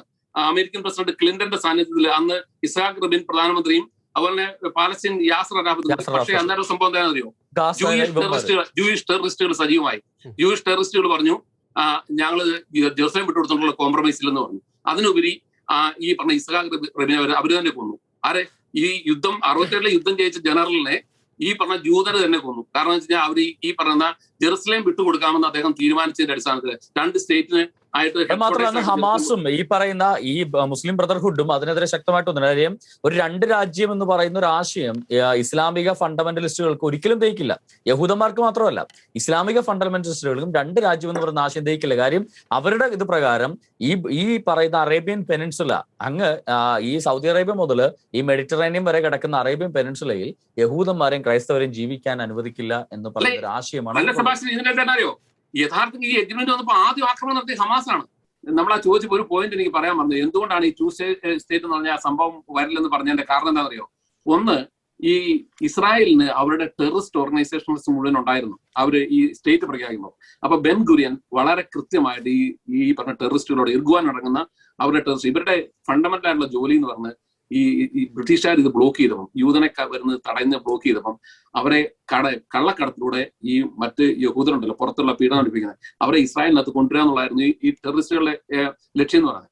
പക്ഷേ ഈ ടെററിസ്റ്റുകൾ മുഴുവൻ ഈ സ്റ്റേറ്റ് രൂപപ്പെട്ടപ്പോൾ തന്നെ പറഞ്ഞു, ബെൻഗുരിയൻ പറഞ്ഞു ഇവരോട് സറണ്ടർ ചെയ്യാൻ പറഞ്ഞതിന് ശേഷം ഇവരുടെ ആയുധങ്ങൾ വന്ന ഷിപ്പ് മുക്കിക്കളയുകയും ഇവരെ ബലമായിട്ട് ബൈ ഫോഴ്സ് IDF ഇവരെ കീഴ്പ്പെടുത്തിയതിനു ശേഷം ഇവരെ സ്റ്റേറ്റിനുള്ളിൽ കൊണ്ടുവന്നു. പക്ഷെ ഈ ടെററിസ്റ്റ് ഈ ഇസ്ലാമിനെ സംബന്ധിച്ചിടത്തോളം ഇന്ന് വരെ ഹമാസ് ഉൾപ്പെടെയുള്ള ഒരു ടെററിസ്റ്റ് ഓർഗനൈസേഷനെയും ഈ PLO കീഴിൽ കൊണ്ടുവന്ന് ഒരു സ്റ്റേറ്റ് റെസ്പോൺസിബിലിറ്റി കാണിക്കാൻ കഴിഞ്ഞിട്ടില്ല. അതുപോലെ ജൂതൻ ഡെമോക്രാറ്റും അവൻ കുറച്ചുകൂടി കാലിബറും കപ്പാസിറ്റി ഉള്ളതുകൊണ്ട് അവൻ എന്ത് ചെയ്യുന്ന വെച്ചാൽ ഈ സംഭവങ്ങളെ മുന്നേ അടിച്ചമർത്തി ഈ സ്റ്റേറ്റിനുള്ളിൽ കൊണ്ടുവന്നു. അപ്പൊ അത് കൊണ്ടുവരാനാണ് യൂതൻ പറയുന്നത് അവരോട്. നിങ്ങൾ പറഞ്ഞത് നിങ്ങളുടെ സ്റ്റേറ്റ് റെസ്പോൺസിബിലിറ്റി പ്രൂവ് ചെയ്തിട്ട് ഞങ്ങൾ സ്റ്റേറ്റ് ആകാൻ സമ്മതിക്കാതെ പറഞ്ഞു. ഇതിപ്പം സ്റ്റേറ്റ് ആകാൻ പറ്റാത്തതിന് കാരണം ഇവർക്ക് അതിനുള്ള റെസ്പോൺസിബിലിറ്റി ഏറ്റെടുക്കാൻ കഴിയുന്ന കാരണം ഇത് അടിച്ചമർത്താൻ പറ്റുന്നില്ല. അതാണ് അതിന്റെ പ്രശ്നം എന്ന് പറഞ്ഞത്. ശ്രീ ടോം ജോസ്, ഞാൻ ഇടപെടുകയാണ്, സമയപരിമിതിയിൽ ഞാൻ ഇടപെടുകയാണ്. നമുക്കറിയാം മധ്യപൂർവേഷ്യൻ രാജ്യങ്ങളിൽ പല രാജ്യങ്ങളിലും 100% ക്രൈസ്തവ ഭൂരിപക്ഷം ഉണ്ടായിരുന്നു. ആദിമ നൂറ്റാണ്ടുകളിലൊക്കെ 100% ക്രൈസ്തവ ഭൂരിപക്ഷം ഉണ്ടായിരുന്ന രാജ്യങ്ങൾ ഇന്ന് ഇസ്ലാം ഭൂരിപക്ഷ രാജ്യങ്ങളാണ്. കേരളത്തിൽ നമുക്കറിയാം 18% ക്രൈസ്തവ ജനസംഖ്യ. ആ രാജ്യങ്ങളിൽ ഉണ്ടായ ഒരു അവസ്ഥ കേരളത്തിലും സംജാതമാകുവാൻ ഉള്ള ഒരു കാലം വിദൂരമാണോ? ശ്രീ സെബാസ്റ്റ്യൻ പുന്നേക്കൽ, താങ്കൾ ചോദിച്ചില്ലേ ഒരു മധ്യപൂർവേഷ്യൻ രാജ്യങ്ങളിൽ സംഭവിച്ച ഒരു ക്രൈസ്തവ വംശഹത്യ അല്ലെങ്കിൽ നടന്നിട്ടോ അല്ലെങ്കിൽ അല്ലാതെയോ ഇസ്ലാം കേരളത്തിൽ ഭൂരിപക്ഷമാവുന്നത്. ഞാൻ ഒരു ഉദാഹരണം ചോദിക്കട്ടെ. ജമ്മു കാശ്മീരിനെ പോലെ കേരളത്തിലെ ഈ പറയുന്ന ഇസ്ലാമിക ഈ ഐസിസ് പോലുള്ള തീവ്രവാദ സംഘടന കേരളത്തിൽ രൂഢാമൂലമായ ഒരു ശക്തി അവർക്കുണ്ട്. അവര് നമ്മുടെ ഇന്ത്യ മഹാരാജ്യത്തിനെതിരെ ഈ കാശ്മീരിൽ നടന്ന പോലെ ഒരു വിഘടന പ്രസ്ഥാനം സ്ഥാപിക്കുകയും അവരൊരു യുദ്ധം നടത്തുകയും ചെയ്താൽ താങ്കൾ കേരളത്തിൽ ജീവിക്കാൻ തയ്യാറാവോ? താങ്കൾ ഓടിപ്പോവോ? താങ്കളടക്കം ഓടും. ഈ ക്രൈസ്തവരെല്ലാം ഓടും. കാര്യം ബഹുഭൂരിപക്ഷം വരുന്ന മുസ്ലിങ്ങള് ഇന്ത്യ മഹാരാജ്യത്തിന് യുദ്ധം ചെയ്യുമ്പോൾ ഓട്ടോമാറ്റിക്കലി കേരളത്തിന്റെ പുറത്ത് റെസ്ട്രിക്ഷൻസ് വരും. ഇപ്പൊ ജമ്മു കാശ്മീരിലെ ജനങ്ങള് കുറെ കാലമായിട്ട് അനുഭവിച്ചുകൊണ്ട് ഈ കഴിഞ്ഞിടക്കാണ് അതെല്ലാം മാറി തീട്ടിയത്.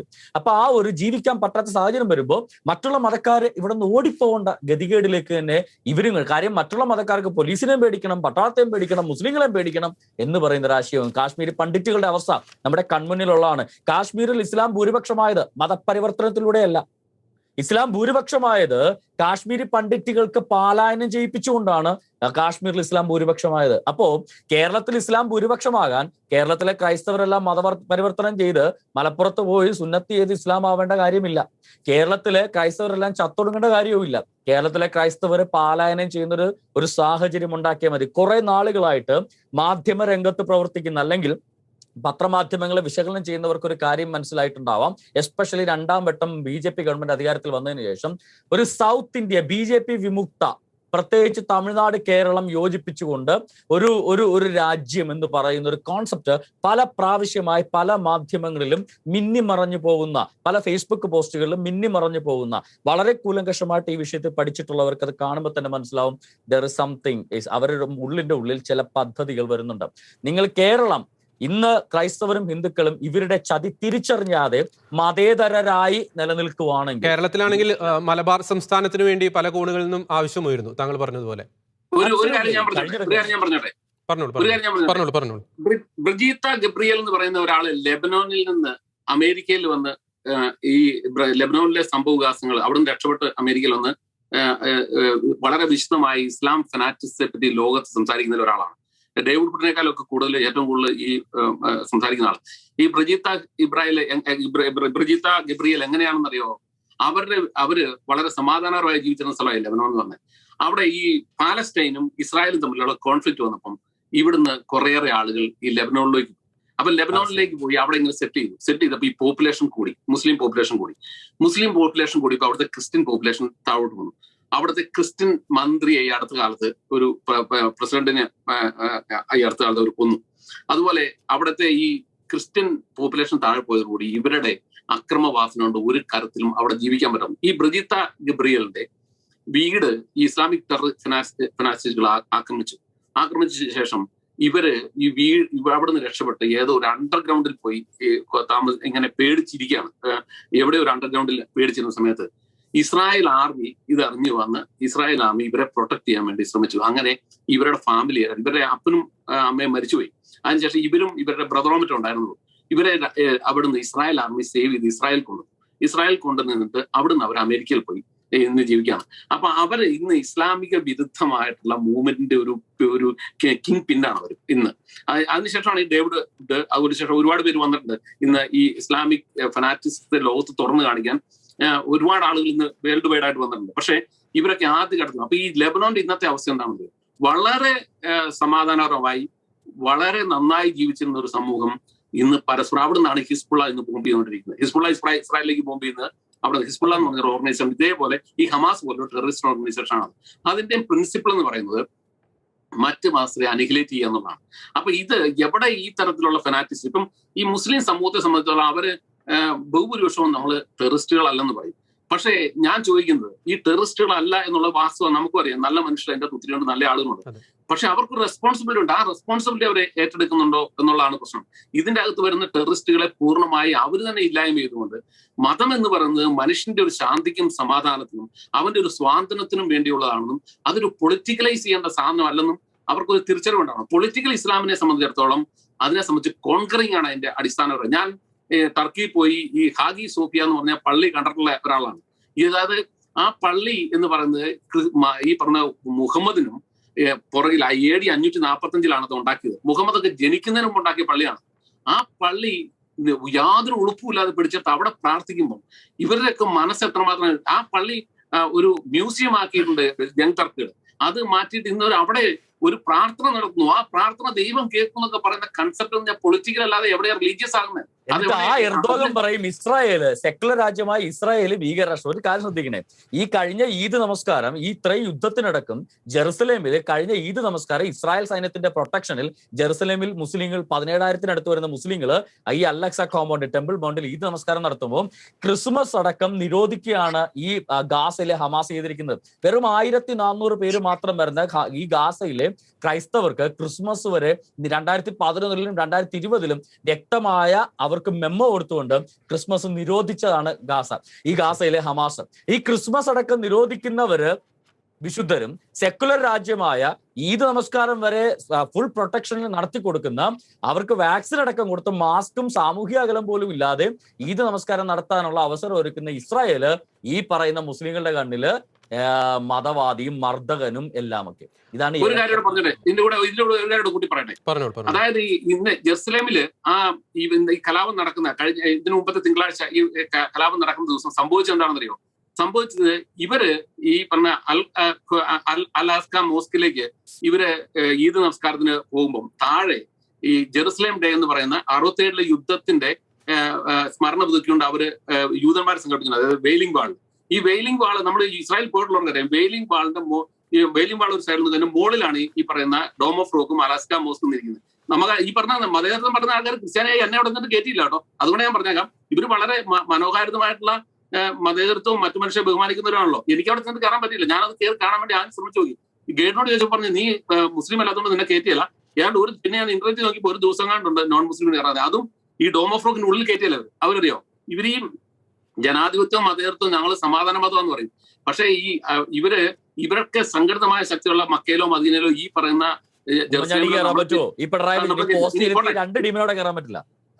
പിടിച്ചു കൊല്ലും കൂടെ ചെയ്യും. അവിടെയാണെങ്കിൽ മക്കയിലും മദീന. ഇതല്ല പറയുന്നത്. ഇത് സംഭവിച്ചെന്നു വെച്ചാൽ ഈ മോളിൽ ഈ മോസ്കിൽ നിന്നുകൊണ്ട് ഇവർ കല്ലുകൾ ശേഖരിച്ച് വെച്ചിട്ട് ഈ പറഞ്ഞ ജൂതനെ ഇവിടെ നിന്ന് ഓടിക്കും എന്ന് പറഞ്ഞുകൊണ്ട് ജൂതനെ കിൽ ജൂതൻ എന്ന് പറഞ്ഞുകൊണ്ട് ഇവർ മുദ്രാവാക്യം വിളിക്കുന്നു. താഴെ ഇസ്ലാം ഈ പറഞ്ഞ ജൂയിഷ് ടെററിസ്റ്റുകളുണ്ട്, അവര് അറബിനെ ടെർമിനേറ്റ് ചെയ്യുമെന്ന് പറഞ്ഞിട്ട് അവർ മുദ്രാവാക്യം വിളിക്കുന്നുണ്ട്. ഇവിടെ നിന്ന് ഇങ്ങോട്ട് കല്ലേറ് നടത്തി, താഴത്തോട്ട് കല്ലേറ് നടത്തുകയും അതിനെ പ്രൊട്ടക്ട് ചെയ്യാൻ വേണ്ടിയും ഈ അലസ്ക മോസ്ക് പ്രൊട്ടക്ട് ചെയ്യാൻ വേണ്ടിയും ഈ നിന്നിരുന്ന പോലീസുകാർക്കെതിരെയാണ് ആക്രമണം ഉണ്ടായത്. അവിടെ ഈ പറയുന്ന ക്രമാതീതമായിട്ടുള്ള ഈ പറയുന്ന പ്രാർത്ഥനയ്ക്ക് വേണ്ടി മുസ്ലിംസ് വന്നപ്പോൾ റെസ്ട്രിക്ട് ചെയ്ത പോലീസുകാർക്കെതിരെയാണ് ഇവർ ആദ്യം ആക്രമണം നടത്തുന്നത്. അതിനുശേഷം മറ്റവർക്കെതിരെ ആക്രമണം നടത്തി. നമുക്ക് നമ്മുടെ ചർച്ചയുടെ സമാപനത്തിലേക്ക് ഒന്ന് വരാം. ഇത്രയും നേരം നമ്മൾ ഇസ്ലാമിക തീവ്രവാദ ശക്തികൾ കേരള സമൂഹത്തിലും ആഗോളതലത്തിലും ഉയർത്തുന്ന ഭീഷണികളെയും പ്രതിസന്ധികളെയും പറ്റി സംസാരിച്ചു. കേരളം പൂർണ്ണമായും ഇത്തരം ശക്തികളുടെ പിടിയിൽ അമരുന്നതിന് മുമ്പ് നാം എന്തൊക്കെ ജാഗ്രതയും എന്തൊക്കെ കാര്യങ്ങളാണ് നാം ശ്രദ്ധിക്കേണ്ടത്? ചുരുങ്ങിയ വാക്കുകൾ സെബാസ്റ്റ്യൻ പുന്നിക്കൽ താങ്കൾക്ക് പറയാം. ഒന്നാമതായി ചെയ്യേണ്ടത് ഖുർആൻ മലയാളത്തിൽ എടുത്ത് വായിച്ചു നോക്കുക. അവരുടെ ഗ്രന്ഥങ്ങൾ, അവരുടെ ഹദീസുകൾ, അവരുടെ പ്രധാന മത ഗ്രന്ഥങ്ങൾ, കർമ്മശാസ്ത്ര ഗ്രന്ഥങ്ങൾ വായിച്ചു മനസ്സിലാക്കുക എന്താണ് യഥാർത്ഥ പൊളിറ്റിക്കൽ ഇസ്ലാമിന്റെ ക്രൂരത എന്നുള്ളത്. രണ്ടാമത്തെ കാര്യം, മറ്റു മതസ്ഥര് ശരിക്കും പറഞ്ഞു കഴിഞ്ഞാൽ പൊളിറ്റിക്കലി സംഘടിതരാകുക. ഈ മതേതരത്വം എന്ന് പറയുന്ന ആശയം മനുഷ്യനോടുള്ള മനുഷ്യ സ്നേഹം മാത്രം മുൻനിർത്തിക്കൊണ്ട് മതേതരത്വം എന്നുള്ള ആശയം സ്ട്രിക്റ്റ് ആയിട്ട് പിടിക്കുമ്പോൾ തന്നെ മതമൗലിക ഇസ്ലാമികവാദികളെ മാറ്റി നിർത്താനുള്ള, അല്ലെങ്കിൽ ഈ മതേതര വിശ്വാസികളെല്ലാം കൂടെ എങ്കിലും ഒരുമിച്ച് നിൽക്കാൻ, അല്ലാതെ ഈ മതവിശ്വാസികൾക്ക് കൊടപിടിക്കാൻ വേണ്ടിയല്ല, മതേതര വിശ്വാസികളെല്ലാം കൂടെ ഒന്നിച്ചു നിൽക്കാനുള്ള ഒരു ആർജവം കാണിച്ചില്ലെങ്കിൽ ഈ ഹലാൽ മാർക്കറ്റ് മുതൽ ഇങ്ങോട്ടുള്ള എല്ലാ ഇസ്ലാമിക അധിനിവേശവും, ഈ അള്ളാഹയുടെ നാമത്തിലടുത്ത മാംസം തീറ്റിക്കുകയും എല്ലാ ബിസിനസ്സും അവരിലേക്ക് കേന്ദ്രീകരിക്കുകയും ചെയ്യുന്ന ഇസ്ലാമിക അധിനിവേശം നാളെ കേരളത്തെ വിഴുങ്ങും. ആദ്യം വേണ്ടത് ഈ നമ്മുടെ ശ്രീനാരായണ ഗുരു പറഞ്ഞതുപോലെ ആദ്യം ചെയ്യേണ്ടത് വിദ്യ കൊണ്ട് പ്രബുദ്ധരാകുക. ഈ വിദ്യ വെച്ചാൽ ഫിസിക്സും കെമിസ്ട്രിയും മലയാളവും മറ്റ് ശാസ്ത്രവും ഭാഷകളും മാത്രമല്ല, നമ്മൾക്കെതിരായിട്ട് വരുന്ന ശത്രുവിന്റെ അടിസ്ഥാന പ്രമാണം എന്താണെന്ന് പഠിച്ചാൽ അതാണ് വിദ്യ കൊണ്ട് പ്രബുദ്ധരാകുക. അവരുടെ വിദ്യ എന്താണെന്ന് നമ്മൾ അറിഞ്ഞു കഴിഞ്ഞാൽ, അവരെന്താണ് പഠിപ്പിക്കുന്നത് നമ്മൾക്ക് മനസ്സിലായി കഴിഞ്ഞാൽ അവരെ തടുത്തു നിർത്താൻ പറ്റും. അല്ലാതെ മറ്റൊരു വഴി കേരളത്തിന് രക്ഷപ്പെടാൻ മുമ്പോട്ടില്ല. ശ്രീ ടോം ജോസ് താങ്കൾക്ക് കൂട്ടിച്ചേർക്കാം. ഈ ഇസ്ലാമികവൽക്കരണം ഇതുപോലെ സംഭവിച്ചു കഴിഞ്ഞാൽ സംഭവിക്കാൻ പോകുന്നതെന്ന് വെച്ചാൽ മറുവശത്ത് അതിശക്തമായ ഹിന്ദു ടെററിസം ഉണ്ടാകുന്നത്. ഇപ്പൊ ക്രിസ്ത്യൻസിലും അത് രൂപപ്പെടും. ക്രിസ്ത്യൻസ് ഒരിക്കലും ഒരു ടെററിസ്റ്റിലേക്ക് പോകാവുന്ന ഫിലോസഫി അല്ല ഇതിൻ്റെത്. കാരണം ഇപ്പൊ യൂറോപ്പിൽ നമ്മൾ ഒരു ഉദാഹരണം കണ്ട, ക്രിസ്ത്യൻസ് ഈ ഫ്രാൻസിൽ ഒരു വൈദികന്റെ കഴുത്ത് കണ്ടിച്ചു. ഈ പള്ളി കയറി അദ്ദേഹം ഈ പറഞ്ഞ പ്രാർത്ഥന ചൊല്ലിക്കൊണ്ടിരുന്ന സമയത്ത് കുർബാന അർപ്പിച്ചുകൊണ്ടത്. ലോകത്ത് എവിടെയെങ്കിലും ഒരു സ്ഥലത്ത് ക്രിസ്ത്യാനി അവർക്കെതിരായിട്ട് ഒരു ആക്രമണമായിട്ട് ഇറങ്ങി. ക്രിസ്ത്യൻ സമൂഹം ഈ പറയുന്ന ഈ ഐറിഷ് പ്രൊട്ടസ്റ്റന്റ് വാറിന്റെ, അതായത് റോമൻ കാത്തലിക് പ്രൊട്ടസ്റ്റന്റ് വാറിലൂടെ അതിൽ നിന്ന് അവർ സമാധാനത്തിന്റെ ആണിക്കലിൽ അത് ഉറപ്പിച്ചു കഴിഞ്ഞു. അപ്പൊ അതുകൊണ്ട് ഇനി അവർക്കൊരു ആക്രമണം ഉണ്ടാകാൻ കഴിയുമെന്ന് ഞാൻ വിചാരിക്കുന്നില്ല. പക്ഷെ സംഭവിക്കാൻ പോകുന്നത് ഇതേ മറു സൈഡിൽ ഹിന്ദു ടെററിസം അതിശക്തമായി രൂപപ്പെടും. ആ ഹിന്ദു ടെററിസം രൂപപ്പെടുമ്പോൾ നമ്മുടെ രാജ്യം ഇന്ത്യ എന്ന് പറയുന്ന മഹത്തായ ജനാധിപത്യ രാജ്യത്തിന്റെ ആ സംസ്കാരം തന്നെ ഇല്ലാതെയാക്കാൻ ഇത് ഉപകരിക്കും. അത് മാത്രമല്ല, ഹിന്ദു ടെററിസത്തെക്കാൾ എത്രയോ ഭീകരമാണ് ഇസ്ലാമിക് ടെററിസം നമ്മൾ മനസ്സിലാക്കണം. കാരണം അത് ഓൾ ഓവറിൽ വ്യാപിച്ചു കിടക്കുന്നു. ഹിന്ദുക്കൾ ലോകത്തിന് പുറത്ത്, ഇന്ത്യക്ക് പുറത്ത് ഒരു ടെററിസം ഉണ്ടാക്കുന്നവരല്ല, അത്ര അപകടകാരികളല്ല. അതുകൊണ്ട് ഈ ടെററിസത്തിന്റെ വിഷപ്പല്ല് പറിക്കാൻ എല്ലാ വിഭാഗം ആളുകളും ഇവരെ എഡ്യൂക്കേറ്റ് ചെയ്യുകയും ഈ വിഷയം ഫോക്കസ് ചെയ്യും, ഭയപ്പെടാതിരിക്കുകയും ചെയ്യണം. അപ്പം ഭയപ്പെടാതിരിക്കുന്ന ഒരു പ്രശ്നം വെച്ചാൽ ഇത് പല ആൾക്കും പറയാൻ ഒരു ധൈര്യം പോലും ഇല്ല. അതിന്റെ കാരണം ഈ അടുത്ത കാലത്ത് ഇത് പറയാൻ ആളുകളുണ്ടായത്. ഇതിനു മുമ്പ് ഇത് പറയാൻ ഒരു ധൈര്യം പോലും ഇല്ല. കാരണം ജോസഫ് സാറിന്റെ അനുഭവം നമ്മുടെ മുമ്പിൽ നിൽക്കുന്നു. അതുകൊണ്ട് ഇത് പറയാൻ ഒരു ആളുകൾ പോലും ഇല്ല. ഇത് ആ തരത്തിലേക്ക് ഈ വിഷയം ആശയപരമായി ഫോക്കസ് ചെയ്യുകയാണ് ചെയ്യേണ്ടതാണ് എന്റെ ശക്തമായ അഭിപ്രായം. ശ്രീ അലി ഫിലിപ്പ്, ഇസ്ലാമികവൽക്കരണത്തിനെതിരെ നാം ഏതെല്ലാം രീതിയിലാണ് ജാഗ്രത പുലർത്തേണ്ടത്? അങ്ങയുടെ നിർദ്ദേശങ്ങൾ പറയാം. ഒന്നാമത്തെ വേണ്ടത് ക്രൈസ്തവ യൂണിറ്റിയാണ്. ക്രൈസ്തവ യൂണിറ്റി ഉണ്ടെങ്കിൽ മാത്രമേ ഇത് തടഞ്ഞു നിർത്താനായിട്ട് സാധിക്കുകയുള്ളൂ. ഇന്നത്തെ ഏറ്റവും വലിയ പ്രശ്നം എന്ന് പറയുന്നത് ക്രൈസ്തവർക്ക് തന്നെ ഐക്യമില്ല. ഏകദേശം നമ്മളെ കുട്ടികളെ തന്നെ ഏകദേശം 27,000 കുട്ടികളാണ് ഹൈന്ദവരിൽ നിന്നോ ക്രൈസ്തവരിൽ നിന്നോ ഒക്കെ ലവ് ജിഹാദിലൂടെ പോയിട്ടുള്ളതെന്നാണ് പറയാം. അത് എന്തുകൊണ്ടാണ്? എന്നിട്ട് പോലും ക്രൈസ്തവർക്ക് എന്തില്ല, ഒരു ഐക്യതയിലേക്ക് അവരിതുവരെ എത്തിയിട്ടില്ല. അപ്പൊ ഒരു ഐക്യത ഉണ്ടെങ്കിൽ മാത്രമേ നമുക്ക് തടഞ്ഞു നിർത്താനായിട്ട് സാധിക്കുള്ളൂ. ഒന്നാമത്. രണ്ട്, ക്രൈസ്തവരുടെ ഇടയിൽ വലിയൊരു ബോധവൽക്കരണത്തിന്റെ ആവശ്യമുണ്ടെന്നാണ് ഞാൻ ചിന്തിക്കുന്നത്. എന്താണ് ഇസ്ലാം? ഇസ്ലാം എന്ത് പഠിപ്പിക്കുന്നു? ഇസ്ലാമിന്റെ പോക്ക് എങ്ങോട്ടാണ്? എന്തുകൊണ്ടാണ് ഇതുപോലുള്ള ജിഹാദ് പോലുള്ളതായ സംഭവങ്ങൾ നടക്കുന്നെന്നുള്ള വ്യക്തമായ ബോധവൽക്കരണം സഭയിൽ നടക്കേണ്ടതായ ആവശ്യമുണ്ട്.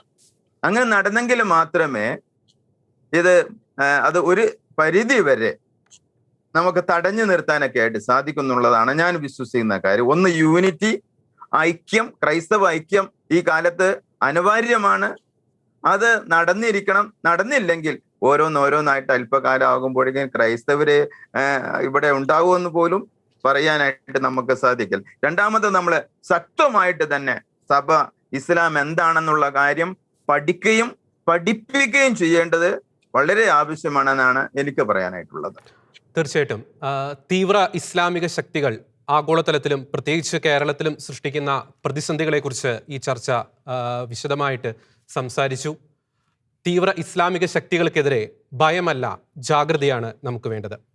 ഈ ചർച്ചയിൽ പങ്കെടുത്ത ശ്രീ ടോം ജോസ്, ശ്രീ സെബാസ്റ്റ്യൻ പുന്നയ്ക്കൽ, ശ്രീ അലി ഫിലിപ്പ്, നന്ദി.